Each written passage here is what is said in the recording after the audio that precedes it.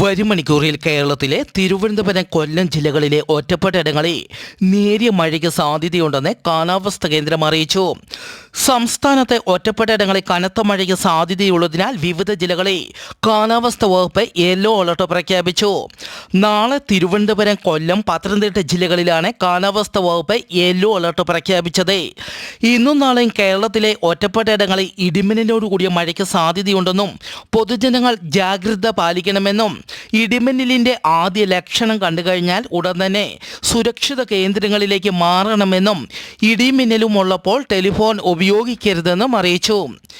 ദക്ഷിണ സുഡാനിൽ ഇന്നലെ വിമാനം തകർന്ന് 20 പേർ മരിച്ചു. US തലസ്ഥാനമായ വാഷിംഗ്ടൺ DC-യിൽ ഇന്ന് യാത്രാ വിമാനം സൈനിക ഹെലികോപ്റ്ററുമായി കൂട്ടിയിടിച്ച് വിമാനം നദിയിൽ വീണു. വിമാനത്തിൽ 65 യാത്രക്കാർ ഉണ്ടായിരുന്നുവെന്നാണ് വിവരം. രക്ഷാപ്രവർത്തനം തുടരുകയാണ്. നിരവധി പേർ മരിച്ചതായും റിപ്പോർട്ടുകൾ പുറത്തുവരുന്നു.